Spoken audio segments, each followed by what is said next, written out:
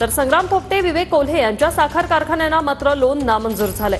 संग्राम थोपटे, कोल्हेंच्या साखर कारखान्याचं margin loan नामंजूर करण्यात आलंय। मंत्रिमंडळ उपसमितीकडून लोनचा प्रस्ताव नामंजूर झालाय।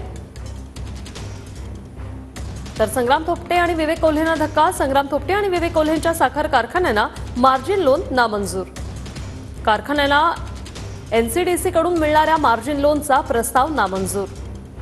मंत्रिमंडळ उपसमितीकडून लोनचा प्रस्ताव नामंजूर। कागदपत्रात असलेल्या त्रुटीमुळे लोनचा प्रस्ताव फेटाळला। थोपटेंच्या राजगड सहकारी कारखाना 80 कोटींचं मार्जिन लोन नामंजूर। कोल्हेंच्या शंकरराव कोल्हे सहकारी कारखान्याचं 125 कोटींचं मार्जिन लोन नामंजूर।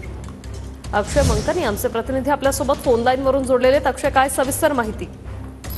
ऋषाली, खरं तर जे साखर कारखाने राज्यात अडचणीत आहेत त्या साखर कारखान्यांना मदत करण्याकरता केंद्र सरकारकडून सहकार खात्याची एनसीडीसी कडनं थक हमी जी आहे, मार्जिन लोन जे आहे ते देण्यात येतं।